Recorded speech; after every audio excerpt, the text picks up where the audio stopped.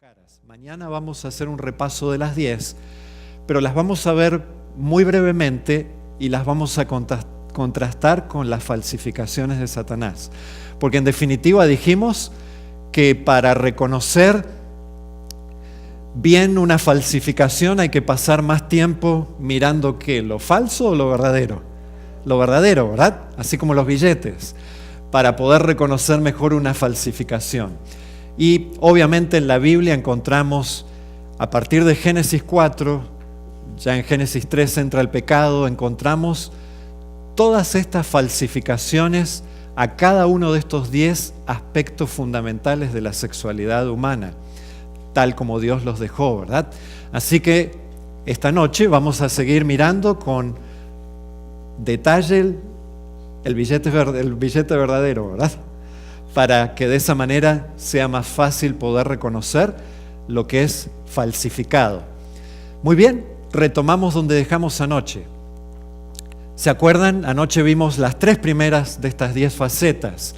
La número 1, muy importante, reconocer que la sexualidad es creada ¿por quién? Por Dios. ¿Se acuerdan Génesis 1:27? Y creó Dios, imagen y semejanza de él, ¿a quién? Al ser humano, varón y hembra los creó, ¿verdad? Pero el que crea la dualidad de varón y de hembra es ¿quién? Dios. Y dijimos que claramente la Biblia nos recuerda que Dios está por encima de la polaridad de los sexos y por encima de todo lo creado. ¿Se destaca ese punto tanto en Génesis como en Cantares? Claro que sí. De hecho, Cantares es un regreso al Edén, ¿verdad? Y el sábado de mañana vamos a estar viendo este punto de una manera muy definida, cómo el libro de Cantares evita, de hecho el libro de Cantares es el que trata más el tema de la sexualidad, pero evita divinizar, como hacían desde la antigüedad muchos hasta el presente, divinizar el sexo. Nunca confundir el creador con su creación. Nunca confundir el reloj con el relojero que lo hizo, ¿verdad? Y de esa manera vamos a ver que, aún en una era donde, de paso anoche les mencioné un dato y creo que me equivoqué, ¿verdad? Les dije la MLS y esa es la de fútbol nuestro, ¿verdad? Soccer. Pero yo anoche les mencionaba cómo vivimos en un mundo donde se ha realmente hecho de la sexualidad un ídolo, y cualquier cosa que pasa a ocupar el lugar que no le corresponde se torna precisamente en un ídolo. Y yo anoche les mencionaba, y tal vez ahí fue donde me equivoqué en qué liga era, que ya hace casi 2 décadas atrás la industria pornográfica en este país, solamente en Estados Unidos, empezó a mover más dinero que la liga profesional de básquetbol, la NBA, la de fútbol americano, la NFL y la de béisbol. ¿Cuál es la de béisbol? Ahí es donde me equivoqué anoche. MLB, ¿verdad? Ahí es donde yo anoche les dije la MLS, ¿verdad? Combinadas, más, y esto estamos hablando ya de 15, 20 años atrás, más de 10 a 12 mil millones de dólares anuales, y eso era casi 2 décadas atrás. Todo eso ha ido en aumento. O sea que vivimos en una sociedad que ha hecho de la sexualidad, quitándola o quitando a Dios y quitando el contexto del matrimonio, ha hecho de esto un ídolo y algo que ha terminado siendo sacado del plan de Dios, de muchísimo trastorno, dolor, quebranto y todo tipo de cosas, ¿verdad?, a la humanidad. Muy bien, entonces la segunda faceta o cara de esta gema o diamante divino que es la sexualidad. Dijimos anoche, a la luz de la palabra de Dios, que la forma marital claramente, según la Biblia y nuestro Dios, es como heterosexual, ¿verdad? En el Génesis están Adán y Eva, en Cantares, Salomón y Sulamita. Y vimos anoche la importancia de reconocer esto, que la Biblia se opone claramente a la práctica homosexual en todas sus formas, pero hicimos el énfasis en esta palabra que está en color amarillo, ¿verdad? La Biblia se opone claramente, dijimos, a la práctica y no tanto a una tendencia u orientación, porque en definitiva, ¿cuándo llega a ser una tentación o cuándo llega a transformarse en pecado? ¿Simplemente porque algo se cruzó por nuestra mente o cuando le damos cabida y cedemos a esa tentación? Claro, por eso el énfasis bíblico está en la práctica. Y recordemos siempre que Dios ama al pecador, pero odia el pecado. Y esto lo podríamos aplicar a todas las facetas o distorsiones de la sexualidad. Sabemos que de una manera u otra todos somos pecadores. Todos hemos fallado en un área o en otra y estamos necesitados de la gracia redentora ¿de quién? De nuestro Señor Jesús, ¿verdad? Muy bien. Y por último, anoche vimos que la forma marital, según lo declara Dios en su palabra, es ¿de qué tipo? Monógama. ¿Qué quiere decir la monogamia? Que un matrimonio en este caso está compuesto por ¿cuántas personas? Y aunque la mayoría de nuestros países, excepto los países musulmanes y del Oriente, donde se practica la poligamia, es ilegal aquí la poligamia, pero nuestro mundo muchas veces practica la poligamia en su aspecto serial, ¿verdad? No todos a la vez, porque la ley no lo permite, pero sí muchas veces, como les comentaba anoche, de famosos que han estado casados 8 o 10 veces, se casan, se divorcian, se casan, se divorcian, y muchos hoy en día ni siquiera se preocupan en casarse, ¿verdad? Simplemente cambian de pareja como uno cambiaría de ropa casi con la temporada, ¿verdad? Y aunque uno diría no se practica la poligamia, por lo menos en el mundo occidental, como se practica en el mundo oriental o en la antigüedad, tal vez se practica una poligamia distinta, ¿verdad? No todos a la vez, pero cambiando permanentemente de pareja, ¿verdad? El ideal bíblico sigue siendo el mismo, un hombre y una mujer. Y ustedes se sorprenderían, pero hay movimientos tendientes a redefinir el matrimonio en todos sus aspectos, no solo con lo del matrimonio gay. Hace un tiempo atrás en Brasil y también aquí en Estados Unidos, claro, todavía no es legal, aunque se ha aprobado el matrimonio gay, pero estaban intentando casarse 3 mujeres. Y de paso, como en el documento cabían 2 solamente, de alguna manera ellas igual vivían como si las 3 estuvieran casadas, en una misma casa, en una misma cama. Imagínense ustedes, nuestro mundo está bien confundido con todas estas cosas. Muy bien, ¿listos para seguir con las siguientes 2? Esta noche vamos a ver solo 2. La número 4, el orden creado es igualitario. ¿En qué sentido? ¿Se acuerdan un poquito lo que vimos el último sábado por la noche? Cuando hablamos que desde el principio, y de paso lo leímos también ahí en el Génesis, ¿verdad? ¿Cómo crea Dios al ser humano? Lo crea varón y hembra a imagen y semejanza ¿de quién? De Dios, ¿verdad? Y vimos que realmente Dios no crea una relación donde hay un ser superior y otro inferior, aunque el pecado ha llevado a muchas distorsiones. Y leamos juntos, vale la pena destacar tal vez algunos pensamientos que todavía no hemos cubierto. Veamos juntos en Génesis capítulo 1, los versículos 27 al 30. ¿Alguno de ustedes nos quisiera ayudar leyendo el 27 y el 28?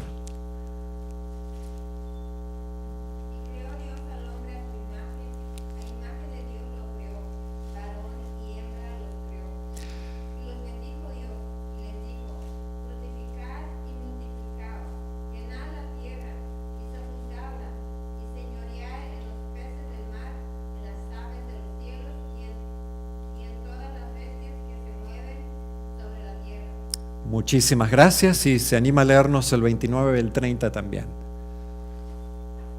Y dijo Dios, he aquí que os he dado toda planta que da semilla, que está sobre toda la tierra, y todo árbol en que hay fruto y que da semilla, os serán para comer. Y a toda bestia de la tierra, y a todas las aves de los cielos, y a todo lo que se arrastra sobre la tierra, en que hay vida, toda planta verde les será para comer. Y fue así. Muy bien, desde el versículo 27 que acabamos de leer, se destaca que Dios crea el hombre a su imagen, a su semejanza. ¿Y cómo los crea? Varón y hembra. ¿Quién es creado a imagen y semejanza de Dios? ¿Solamente uno o ambos?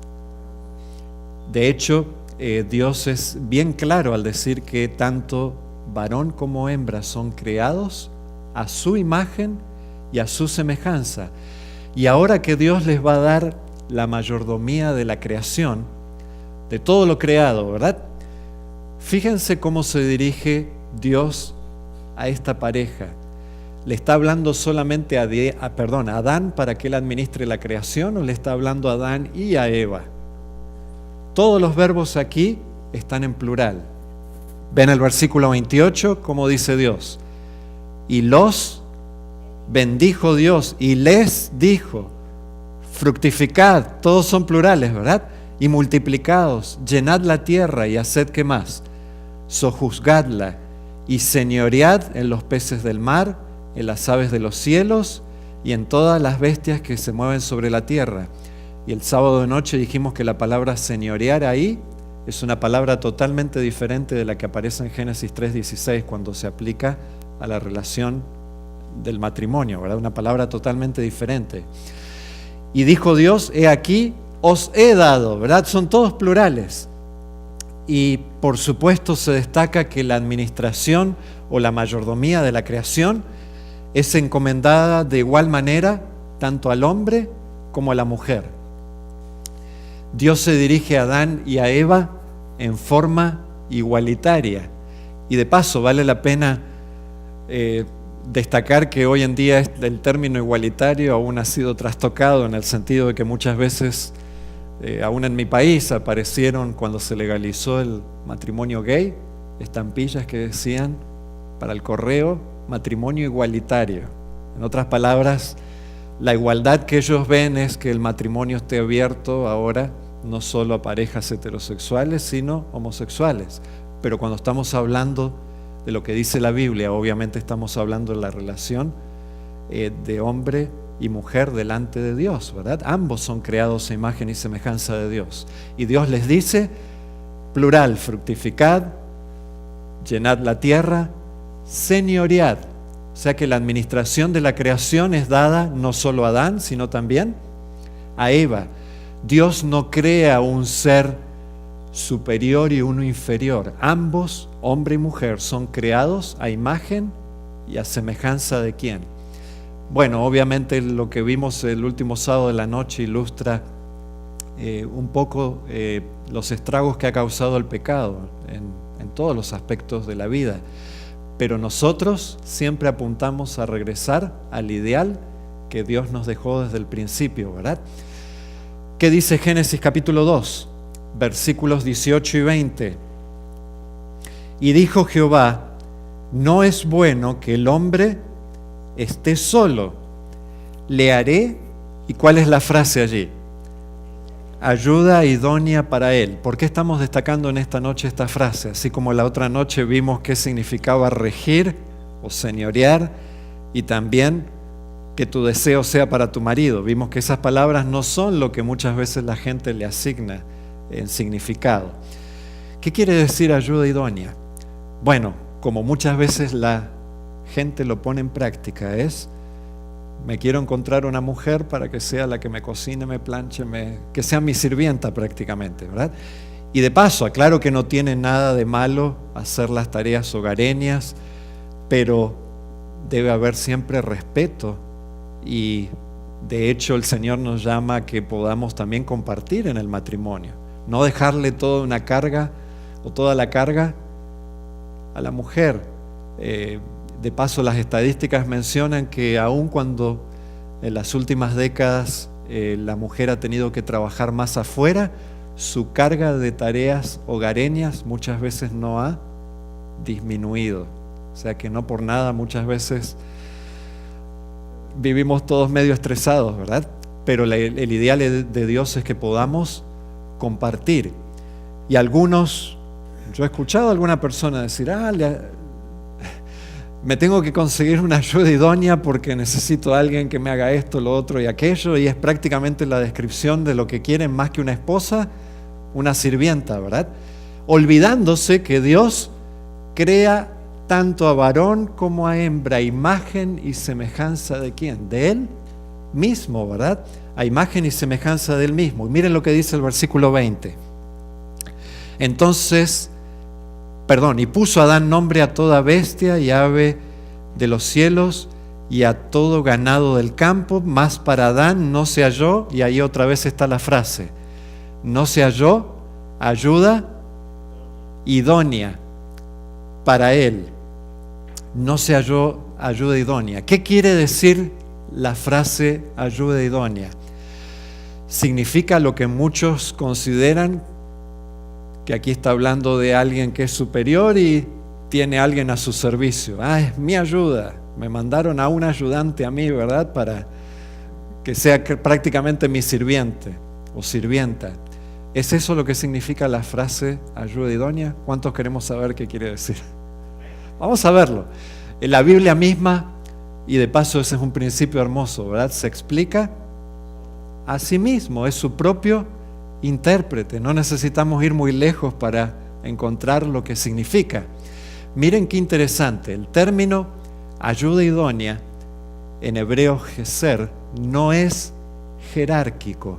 En otras palabras, no está hablando aquí de que el hombre es superior y la mujer está 3 peldaños más abajo o 1, ¿verdad?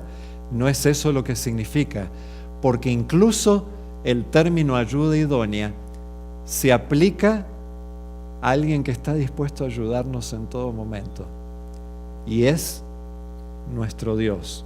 ¿Y quién de nosotros podría decir que nosotros lo mandamos a Dios? Él es mi ayuda idónea, entonces yo lo mando y le digo qué hacer. No es así, ¿verdad? De hecho, sí es a la inversa.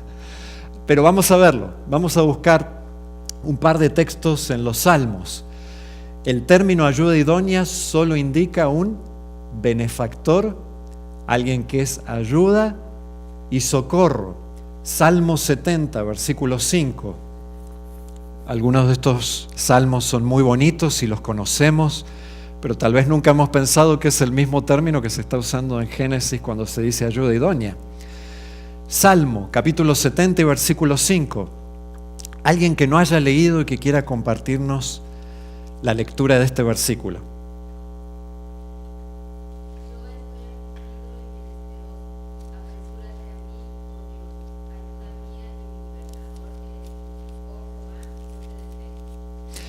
Cuando dice allí, refiriéndose a Dios, ayuda mía y mi libertador, ¿saben cuál es la palabra que aparece?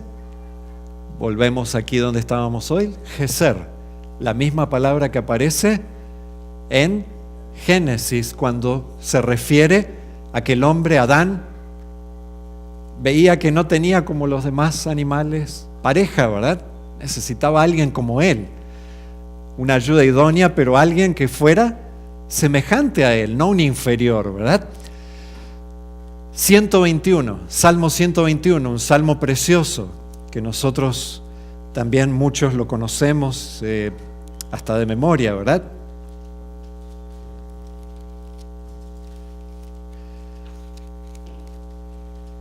¿Alguien más quisiera leer el Salmo 121, los primeros 2 versículos?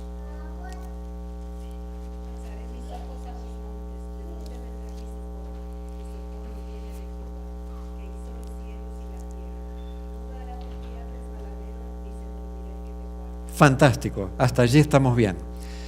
Así que noten ustedes en los 2 primeros versículos, 2 veces aparece la palabra socorro. Adivinen qué palabra es. Geser, la misma palabra que está en Génesis capítulo 2, para ayuda idónea. ¿Y aquí a quién se aplica? Algunos lo han intentado aplicar, a decir, el hombre necesita una ayuda idónea, necesita a alguien que sea su sirvienta, su inferior. Pero aquí es todo lo contrario. ¿A quién se está aplicando? A Dios mismo, ¿verdad? Cuando dice aquí, ¿de dónde vendrá mi socorro?, podríamos leer, ¿de dónde vendrá mi ayuda idónea? Mi ayuda idónea viene ¿de dónde? ¿O de quién? De Jehová, que hizo los cielos y la tierra. ¿Se entiende este pensamiento? Cómo a veces somos muy rápidos para usar la Biblia como nos conviene y torcerla a nuestra conveniencia. De paso, si yo les mostrara, una vez recibimos una charla ya hace muchos años de una persona que tiene un refugio para mujeres golpeadas o abusadas, y ella nos dio un estudio bíblico de los textos favoritos del abusador. Todo lo que usan los abusadores para justificar lo injustificable. Porque ¿cómo nos trata Dios? De paso, Dios sí está por encima de nosotros. ¿Cómo nos trata Dios? ¿Con misericordia o a los palazos?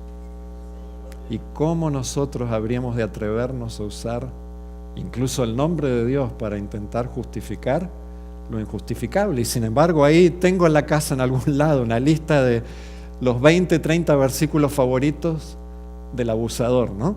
De alguien que es golpeador de su esposo, violento. Realmente el Señor dice que Él, ¿se acuerdan en el Antiguo Testamento? Él dice, cuidado con el que se mete con los más frágiles y vulnerables en esta vida, ¿verdad? Porque ¿quién está pendiente de todo eso? ¿Y quién va a dar su retribución? Si no hay un arrepentimiento, obviamente uno no quiere tener que algún día enfrentar a Dios con lo que Él va a hacer, obviamente cuando Él tenga que hacer justicia, ¿verdad? Pero es importante reconocer este punto. Vamos a buscar, ahí tengo una foto que cuando la veo me da pesadumbre de alma, ¿verdad? ¿Cuántos se acuerdan del régimen talibán en Afganistán? Y de paso todavía existen los talibanes y están recuperando bastante terreno. Yo no quiero imaginarme lo que es estar debajo, eso es como una carpa eso. Literalmente las pobres mujeres que tienen que estar debajo de una burka, así se llama esa, lo que cubre también la cara. Imagínense debajo del sol, prácticamente no pueden ni respirar. Pero antes de que apuntemos demasiado el dedo para lo que ocurre en el Oriente, ¿cuántos se han puesto a meditar en la cantidad de femicidios que ocurren en nuestro hemisferio occidental, verdad? Todos los días uno escucha, a veces uno ni quiere escuchar ni leer noticias porque realmente vivimos en una sociedad violenta y nunca ha sido la voluntad de Dios que esto exista, pero lamentablemente el pecado trajo realmente muchos resultados nefastos. Vamos a buscar un versículo del Nuevo Testamento para tener en mente. Miren lo que dice el apóstol Pedro, Primera de Pedro, capítulo 3. Primera de Pedro, capítulo 3.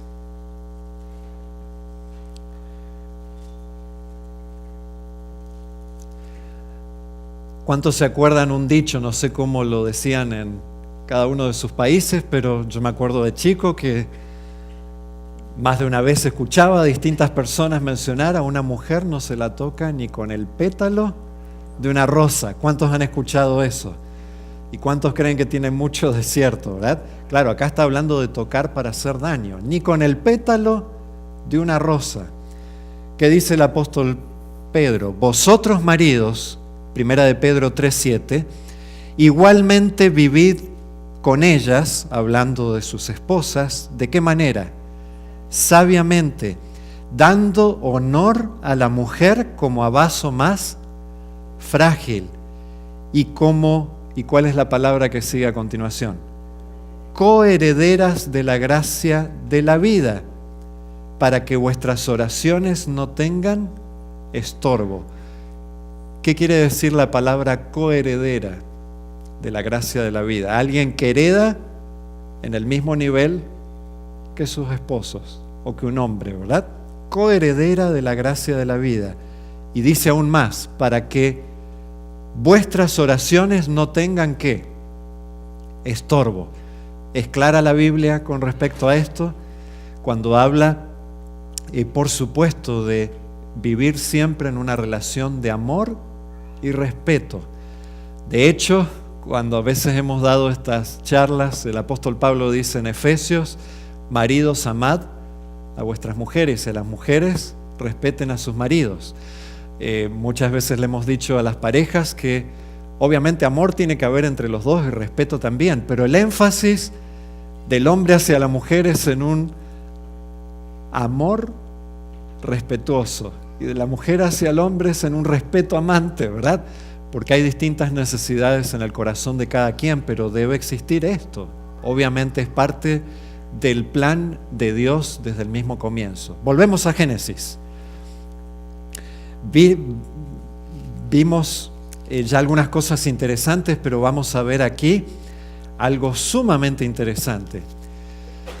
¿Sabían ustedes que la descripción que hace la Biblia de la creación de Adán y también de su mujer Eva, del hombre y de la mujer, en el idioma original hebreo ocupa exactamente 16 palabras Dios para cuando crea al hombre y exactamente 16 palabras para cuando crea a la mujer? Miren lo que dice Génesis 2:7. Entonces Jehová Dios formó al hombre del polvo de la tierra y sopló en su nariz aliento de vida y fue el hombre un ser viviente. Y la última parte del versículo 21 y el 22 dice lo siguiente: después de que Dios hizo caer en un sueño profundo a Adán, mientras éste dormía, dice, tomó una de sus costillas y cerró la carne en su lugar, y de la costilla que Jehová Dios tomó del hombre hizo una mujer y la trajo al hombre. Tal vez en la traducción se pierde este detalle, pero es un detalle muy significativo. Dios utiliza exactamente 16 palabras para la creación del hombre y exactamente 16 palabras para la creación de la mujer. ¿Tenía por qué hacerlo así el Señor? No, pero aún en eso, en la descripción de la creación del hombre y de la mujer, se nota lo que Él ya ha dicho desde el principio, que tanto hombre como mujer, varón y hembra, son creados a imagen y a semejanza de Dios. Claro, el otro día, la otra noche, el sábado de noche, vimos que después de la entrada del pecado se introduce el principio de siervo líder. Cuando dice se enseñoreará, ¿ustedes se acuerdan esa palabra? Palabra mashal quiere decir regir. ¿Y cuál era el ideal de Dios? De paso, cuando uno lee lo que el Señor esperaba de Salomón, de David, eran que ellos cuidaran de su pueblo y no fueran abusivos con ellos, protegieran, cuidaran, amaran. Y es el mismo principio de siervo líder después de la caída. Y nunca abroga el principio de igualdad que ya vemos desde el capítulo 2 de Génesis. Eso es haciendo un repaso de lo que ya vimos, pero hoy introduciendo algunos elementos nuevos que no habíamos podido ver. Ayuda idónea y también incluso la cantidad de palabras que se usan para la creación del hombre y de la mujer. ¿Vamos juntos? Así que, ¿qué sucede ahí en Génesis 3:16? Dios instaura una medida de primeros auxilios, como para detener la hemorragia que causó el pecado. Y dijimos la otra noche, ¿qué sucede si están en una pareja, ambos así, y dicen, ni yo voy a ceder, y la otra persona dice, yo menos? ¿Quién desempata? El privilegio el Señor nos lo da a los hombres, es decir, si tú eres líder siervo, vas a ser el que le va a poner el pecho a las balas para cuidar y proteger a los tuyos. Pero el ideal de igualdad y reciprocidad nunca se pierde. No con eso estamos diciendo que Dios no quiere que la mujer también pueda amar, respetar, cuidar. Obviamente todo eso es parte del plan de Dios, desde el mismo principio. Muy bien. ¿No perdí ningún amigo esta noche? Okay. Vamos el quinto principio, es el último que vemos esta noche. Los demás los vamos a ver mañana, pero los vamos a ir contrastando con cada una de las falsificaciones que lamentablemente Satanás ha hecho de estos principios divinos. La quinta cara o faceta de este diamante divino, que es la sexualidad, el matrimonio, es el siguiente, y es que el orden creado es integral. ¿Qué queremos decir con esto? Bueno, yo cuando escucho la palabra integral se me viene a la mente algo que les voy a decir ahora. Leamos otra vez Génesis 2:7. Entonces Jehová Dios formó al hombre del polvo de la tierra y sopló, en su nariz aliento de vida, y fue el hombre un ser viviente. Bíblicamente, el ser humano no tiene alma, sino que es un alma viviente. Creo que como adventistas eso lo conocemos de memoria, ¿verdad? Cuando estudiamos el principio de lo que sucede con el estado de los muertos, etcétera, que la gente no sigue viviendo, el alma no sigue viviendo después de que la persona ha muerto, ¿verdad? Pero esto tiene aplicación para los vivos también, ¿verdad? Y tiene que ver con el hecho de que en la Biblia no encontramos nada de dualismo griego. ¿Qué hacían los griegos? ¿O qué decían? ¿Qué enseñaban? Que el cuerpo era malo, no servía para nada, que lo único bueno e inmortal era el alma. Así que ¿para qué cuidar el cuerpo? ¿Y para qué preocuparse de las cosas que hacemos en el cuerpo? Si total lo único que sirve y que supuestamente no muere, decían ellos, es el alma. Mientras más rápido nos liberemos del cuerpo, mejor. Pero eso no tiene nada que ver con lo que enseña la Biblia, ¿verdad? No tiene nada que ver con lo que enseña la Biblia. De igual manera, esto tiene una aplicación al tema de la sexualidad, del matrimonio que estamos viendo. La verdadera sexualidad bíblica es integral y de dimensiones múltiples. En otras palabras, cuando alguien dice, a mí no me importa, yo salgo una noche y la paso con quien sea, y ¿cómo le dicen en inglés? One night stand. Alguien que pasa una noche y tiene relaciones íntimas con alguien y después, si te he visto, no me acuerdo, ¿verdad? ¿Será que eso es lo que diseñó Dios para nosotros? El don de la sexualidad es algo tan especial que no puede ser separado de los demás aspectos del ser humano, porque somos un todo. Ahí no creemos lo que enseñaban los griegos, sino lo que dice la Biblia, ¿verdad? Somos un todo. ¿El ser humano es solo sexualidad? No. ¿Qué otros aspectos tenemos nosotros integrados y que son inseparables? Aspecto mental, físico, espiritual, social, familiar. Todos estos aspectos están integrados. ¿Y qué sucede cuando intentamos separarlo del resto que nosotros somos? ¿Qué produce en una persona que va y tal vez se junta con alguien una sola noche, o sean dos o lo que sea? ¿Qué sucede con esa persona si no hay un contexto donde se comparte a un nivel profundo, mental, emocional, espiritual? ¿Será que va a ser de bendición para el ser humano? Lo que termina siendo es destructivo, porque ¿se acuerdan qué sucede? Dejará el hombre a su padre y a su madre y se unirá. Eso es como un pegamento. Literalmente, aún nuestros cerebros, cuando hay intimidad sexual, producen hormonas que están diseñadas para que todo eso ayude a la unidad de la pareja. Pero ¿qué sucede cuando en realidad eso fue hecho sin compromiso? No hay algo que proteja. ¿Qué sucede? Es como que uno va dejando pedazos del corazón, y no es fácilmente, ¿verdad? Porque es como arrancar algo que ha sido pegado con super glue. Cuando se lo arranca, causa una rotura, ¿verdad? Es como cuando uno trata de arrancar algo que ha sido pegado con un pegamento súper fuerte. Y miren lo que dice, aquí pusimos la ilustración de un pan integral, ¿verdad? Un pan integral es integral porque es completo, no le falta nada. El pan que no es integral, o la harina que no es integral, ¿qué le han sacado? Lo bueno, ¿verdad? el germen, el salvado, que es la fibra, y lo único que le han dejado es el almidón, pero Dios diseñó el paquete completo. Bueno, tener relaciones íntimas sin tomar en cuenta que somos una unidad es como el pan que se le ha sacado todo y únicamente le quedó un elemento, ¿verdad? No es la manera como fue diseñado.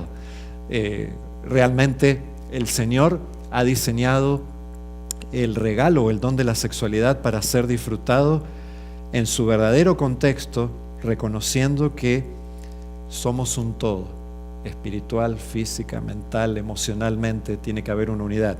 Vamos a leer un texto antes de concluir también en esta noche. Miren lo que dice el apóstol Pablo en 1 Corintios. Es un texto que lo usamos muy a menudo, pero a veces lo usamos para otras cosas y no la que dice aquí en su contexto. Está bien, tiene aplicaciones a otros aspectos, pero de lo que está hablando el apóstol Pablo es bien claro. Está hablando de esa sexualidad que es utilizada de una forma o ese don que es separado del resto que somos como personas, ¿verdad? Miren lo que dice 1 Corintios capítulo 6, a partir del versículo 12.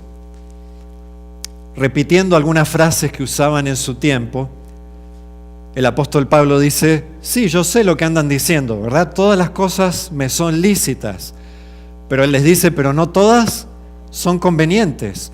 Todas las cosas me son lícitas, mas yo no me dejaré dominar de ninguna. Las viandas para el vientre y el vientre para las viandas. Se ve que era un dicho de esa época, ¿verdad? Pero tanto al uno como a las otras destruirá Dios. Y noten lo que dice a continuación. Pero el cuerpo no es ¿para qué? Para la fornicación, sino ¿para quién? Para el Señor, y el Señor para el cuerpo.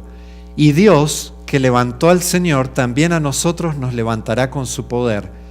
¿No sabéis que vuestros cuerpos son miembros de quién? De Cristo. Quitaré pues los miembros de Cristo y los haré miembros, ¿y qué dice allí? De una ramera, de una prostituta. De paso, en todas esas ciudades paganas era parte aún de la adoración a esos dioses paganos. ¿Se acuerdan de Diana de los Efesios y de otros? Tenían 1000 sacerdotisas en el templo de Diana de los Efesios, que eran rameras dedicadas al culto de la diosa Diana, ¿verdad? Y era parte de la religión cívico-religiosa. De ningún modo, dice él, ¿o no sabéis que el que se une con una ramera en un cuerpo, es un cuerpo con ella? ¿Y qué versículo cita? El que hemos estado estudiando esta semana. Porque dice, los dos serán una sola carne, pero el que se une al Señor, un espíritu es con él. ¿Y cuál es el consejo del apóstol? Huid de la fornicación. Cualquier otro pecado que el hombre cometa está fuera del cuerpo, mas el que fornica contra su propio cuerpo peca. ¿O ignoráis que vuestro cuerpo es templo de quién? Del Espíritu Santo, el cual está en vosotros, el cual tenéis de Dios, y que no sois vuestros, porque habéis sido comprados por precio.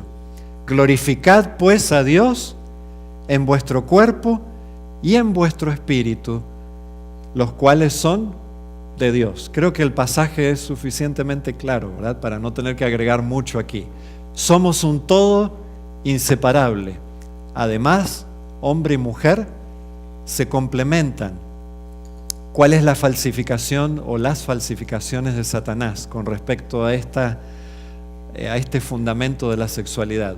Por un lado, en un extremo, el libertinaje. Vemos de eso en nuestro mundo a diestra y a siniestra, ¿verdad? Y el otro extremo es el ascetismo. ¿Alguno de ustedes sabe qué quiere decir ascetismo? Es medio la vida que practican los monjes o aquellos que mortifican su carne y su cuerpo para tratar de ganarse el favor de Dios, ¿verdad? Aquí les leo del diccionario lo que dice: ascetismo, doctrina y actitud que busca la perfección del hombre por sus propios medios mediante la práctica de una vida austera y mortificante. Y como ejemplo pone aquí, su ascetismo es tan exagerado que a veces se ha desmayado de hambre. Alguien que mortifica su cuerpo y de alguna manera trata de buscar la perfección o ganarse méritos delante de Dios. ¿Será que eso lo hemos visto en la historia también, hasta nuestros días? Déjenme ponerles aquí una foto. ¿Cuántos se acuerdan de el famoso padre cubano? Bueno, padre, pero no estaba ni casado y no tenía hijos en ese tiempo, ¿verdad? Un sacerdote católico que se hizo famoso porque tenía su propio show de televisión en Univisión.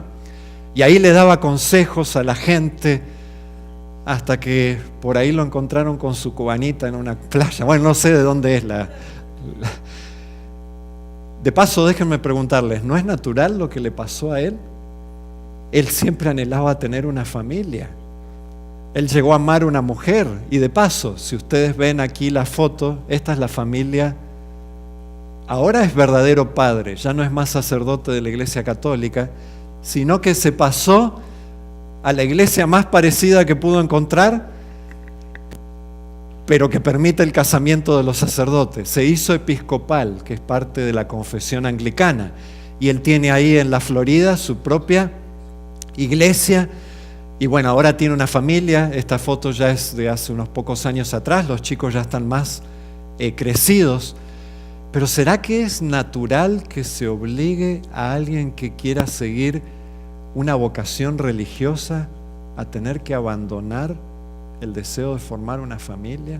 Eso es totalmente opuesto a la Biblia y sin embargo sigue siendo parte de lo que se practica en el cristianismo popular en todas partes, porque se considera, y ahí metieron otra vez la cuchara los antiguos griegos, ¿verdad? Se considera que todo lo que tenga que ver con el cuerpo es malo, incluyendo el don de la sexualidad, del matrimonio, y que si alguien quiere ser más espiritual, ya casarse sería ser menos espiritual. Cuando uno lee la historia, y de paso no es historia tan pasada, ¿verdad?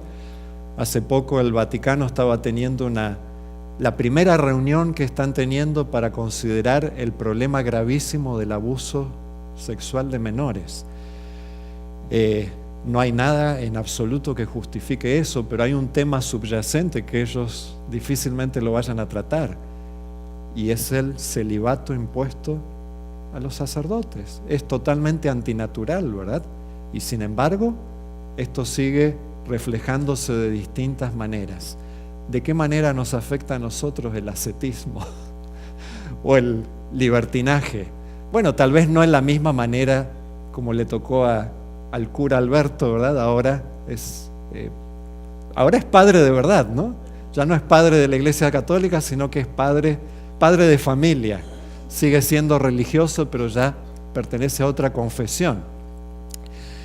Se los voy a ilustrar y con esto terminamos en esta noche.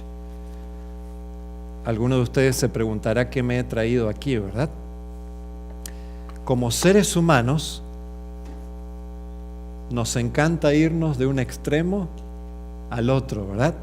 En este caso, un extremo es el libertinaje y otro extremo el ascetismo. Pero usemos otra palabra que la entendemos mejor.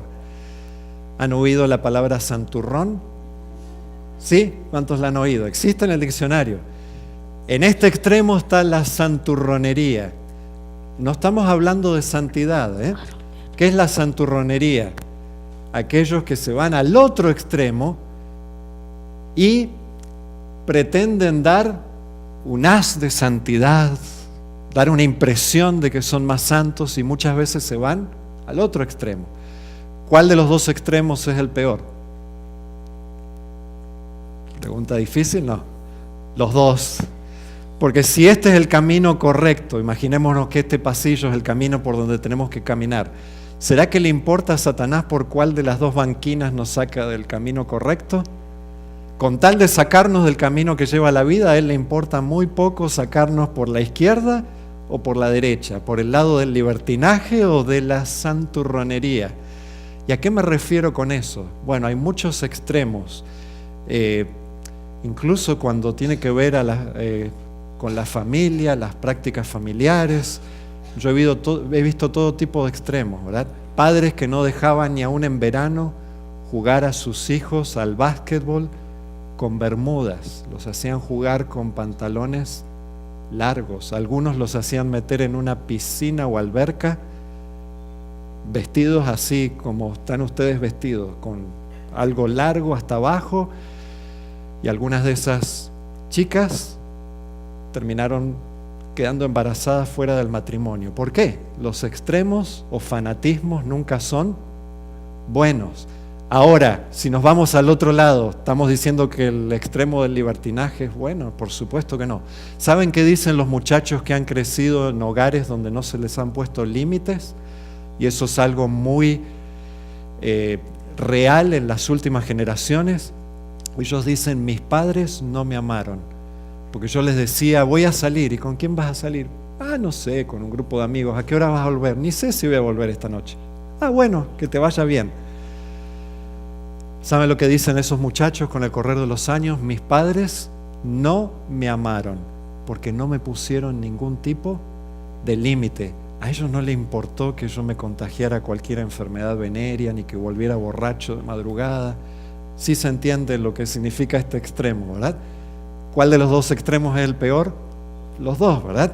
El Señor quiere que caminemos por el camino sin salirnos ni de un lado ni del otro. Bueno, aquí viene la ilustración.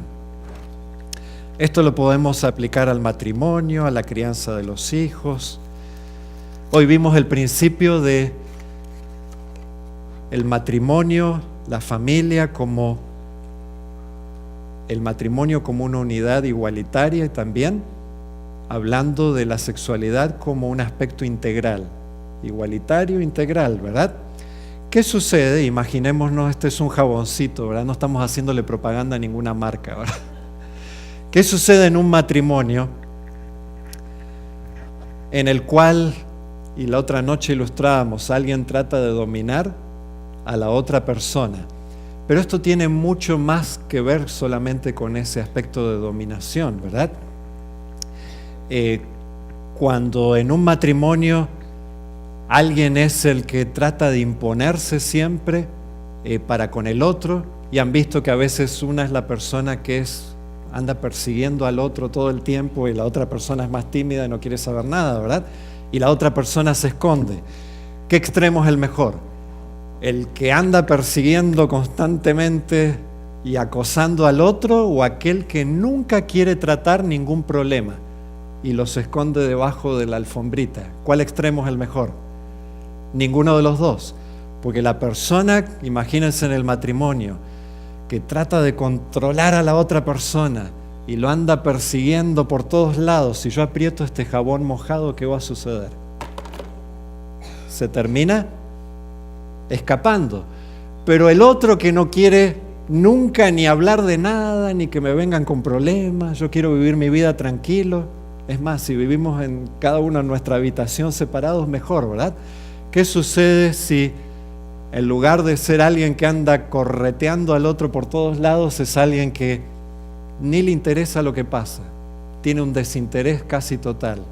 Podríamos ilustrarlo con una mano abierta. ¿Qué sucede con este jabón? Se termina resbalando también. En la crianza de los hijos, ¿qué sucede si nos vamos al extremo de la estrictez? Ser súper estrictos. Apretamos esto y apretamos hasta más no poder. ¿Qué sucede con el jabón? Se escapa, se nos va de las manos. Si nos vamos al otro extremo, el que decíamos del libertinaje o la laxitud, somos súper laxos. ¿Qué sucede con esta barra de jabón mojada? Yo abro mi mano, también se termina escapando de las manos. Cuando les damos clases premaritales a las parejas, hay un mapa que mide la cercanía o la lejanía, incluso cómo fueron criados. En otras palabras, cuánta interdependencia hay o independencia. ¿Cuál extremo es mejor? Ni el uno ni el otro. Porque una relación que es tan estrecha, que es asfixiante, ¿a quién le gusta vivir así? No te dejan ni salir solo a hacer una compra una vez a la semana. Es asfixiante. Pero una relación donde a nadie le importa ¿Has visto a tu esposo? Ah, no, hace una semana que no lo veo. Y es como que no les importa, ¿verdad? ¿Será que eso va a prosperar también? No, ¿verdad? No va a prosperar ni un extremo ni el otro. Que el Señor nos ayude a evitar los fanatismos, los extremos, las estricteces exageradas o laxitudes exageradas, o el ser santurrones o libertinos. El Señor quiere que sigamos la santidad de Jehová, pero Él no quiere ni que seamos santurrones ni libertinos tampoco. Él quiere que caminemos con el Señor, y de paso, el que está practicando la verdadera santidad no anda haciendo alarde a los demás, sino que deja que la luz y el amor de Cristo brille a través de su vida y de su hogar, de su matrimonio, sin andar haciendo alarde de santurronería, ¿verdad? O yéndose al otro extremo. ¿Cuántos queremos pedirle al Señor que nos ayude a no irnos ni a un extremo ni al otro, que nos ayude a caminar por el camino correcto? Vamos a cantar juntos nuestro canto, tema o lema, y con eso nos despedimos por esta noche.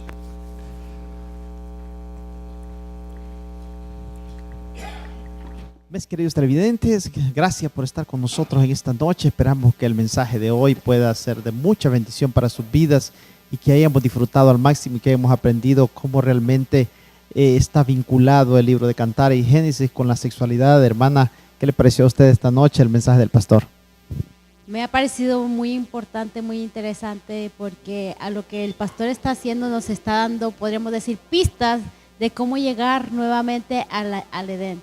Podríamos decir, los temas que ha tocado el pastor son pequeñas cosas que al verlas profundamente entendemos qué es lo que quiere Dios para que nosotros regresemos al nuevo Edén. Así es, porque anhelamos morar en ese nuevo jardín del Edén que el Señor, o el mismo jardín del Edén que el Señor va a implantar nuevamente en esta tierra, la tierra renovada, ¿verdad? Necesitamos practicarlo hoy en día, necesitamos vivirlo, y qué mejor que con nuestra pareja, nuestra familia, hermano. Sí, así es. Esperamos que todos los que están viéndonos o los que han estado viendo el tema y los que seguirán viendo el tema, esperamos que estos temas sean importantes y les sirva para ustedes, para saber qué es lo que Dios quiere para nosotros, qué es lo que Dios quiere de nosotros para Él. Así es que, como lo que estamos diciendo la semana, instruir a nuestros hijos, y no solo eso, sino que a través de instruir a nuestros hijos también nosotros vamos aprendiendo de realmente cómo es la sexualidad y cómo es que debemos ser. Es muy interesante la ilustración que el pastor nos acaba de dar en esta noche, a cómo nosotros podemos ser ni el extremista ni tampoco irnos tan flojos, ¿verdad?, al otro lado. Así es que ojalá que nosotros podamos caminar en los caminos del Señor, que podamos aprender de ello y así poder educar a nuestros hijos y también educarnos a nosotros mismos, hermano. Sí, eso solamente lo podemos hacer a través de la oración, a través de estudiar la Biblia y más que nada buscar a Dios en todo lo que Él ha creado, porque Él está siempre con nosotros, pero está en que nosotros lo queramos ver. Amén, así que queremos todavía invitarles para el día de mañana, a eso de las 7:15, todavía vamos a estar aquí en esta iglesia mañana en la tarde, así que si usted vive aquí en McKinney y sus alrededores, puede acompañarnos. ¿A qué dirección, hermano? La dirección es 1805 West White Avenue, aquí en McKinney. También tenemos número de teléfono 469-265-1070. Puede comunicarse con nosotros, pues con mucho gusto le vamos a estar atendiendo. Sí, si les gustaría que los temas que pasaran o las campañas que pasaran en su iglesia, les gustaría que lo pasáramos en vivo o que pasara en vivo más que nada, solamente puede mandar un mensaje al 972-793-4733. Puede mandar un mensaje o puede llamar. Ahí le estará atendiendo el hermano Byron, que él es el encargado de hacer las citas, podemos decir, o de hacer la programación de cómo y cuándo es la campaña de su iglesia. Claro que sí, estamos disponibles para cualquier ocasión, cualquier evento que usted necesite en su iglesia, ¿verdad? Ustedes saben, estamos para servir a Dios, para llevar este mensaje a través de este canal a todo el mundo. Así que también agradecemos a todos nuestros televidentes, hermanas, que nos ven en diferentes partes del mundo, como ya lo dijimos, y gracias por ser parte de este ministerio. Gracias porque sabemos de que con su ayuda, a través de su sintonía, como nosotros podemos seguir pues llevando este mensaje a diferentes partes. Sí, recordemos una cosa, que esos temas no es solo para nosotros, es para los familiares, para los amigos, para las personas que Dios ha creado en esta tierra, porque todos somos sus hijos y todo lo que se ha pasado aquí es para crecimiento espiritual. Claro que sí, claro que sí. Así es que vamos en este momento de ser despedidos en oración. Nuestro querido pastor va en este momento a despedir a toda la membresía de esta iglesia. No existen mucho, ¿verdad? Pero me acuerdo cuando mi papá me enseñó a manejar, habré tenido unos 14 años, me enseñó en el medio del campo, era con un carro de cambios estándar, ¿verdad? De cambios manuales. Y cuando uno anda muy acelerado, de ahí viene el dicho que dice, necesitas bajar un cambio o dos, ¿verdad? Así que en el matrimonio, si alguien es el que anda muy acelerado y anda persiguiendo al otro cónyuge y no acaba de llegar a la casa ni ha comido, y le dice, te tienes que sentar ya mismo a hablar conmigo. ¿Qué es lo que necesita hacer? Bajar un cambio o dos. Pero si alguien vive siempre escapándose de las situaciones difíciles y nunca quiere asumir responsabilidades, ¿qué necesita hacer? Si anda demasiado lento el asunto, es subir un cambio o dos, ¿verdad? Y así quizás los dos se encuentran en una mejor situación, ni tan acelerados ni tan desacelerados, ¿verdad? Vamos a orar. Señor maravilloso, gracias te damos en esta noche por tu palabra, porque verdaderamente se marchita la flor y se seca la hierba, pero tu palabra permanece para siempre. Señor, los consejos de tu palabra nunca pasan de moda. Aunque hayan sido escritos hace 3000 años atrás, como el Cantar de los Cantares, o más tiempo, como el libro de Génesis, sabemos, oh Dios, que es tu palabra, y tu palabra sigue siendo viva y eficaz. Realmente penetra hasta lo más profundo, pero no penetra para destruir, sino para traer sanidad y poder extirpar el mal de nuestras vidas. Permite, oh Dios, que podamos salir de este lugar con la certeza que hemos estado en tu presencia, que nos traigas de regreso el día de mañana para terminar de ver este tema tan importante de los 10 fundamentos de la sexualidad bíblica, del matrimonio, que tú nos acompañes al regresar a nuestros hogares, podamos tener un buen descanso y nos cuides en el último día de trabajo de esta semana, en el día de preparación mañana para el sábado. En el nombre de Jesús. Amén. Hasta mañana. Aquí nos volvemos a ver a las 7:15.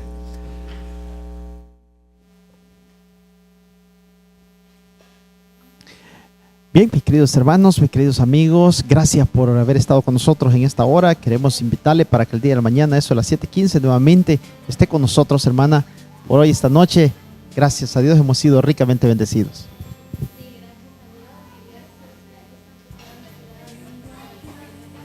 Para que tengamos estos temas, así es que Dios quiere lo mejor para nosotros, así es que no lo dudemos, que aunque oremos y creamos que Él no nos escucha, siempre está ahí, solamente que a veces dice, ahorita no te puedo contestar, dame tiempo. Así es que mis queridos televidentes, nos vemos mañana, si Dios así nos lo permite, eso es a las 7:15, les esperamos. Por ahora, en nombre de nuestro Señor Jesucristo y de todo el equipo del Último Mensaje, les decimos buenas noches, Dios les bendiga. Buenas noches, Dios los bendiga.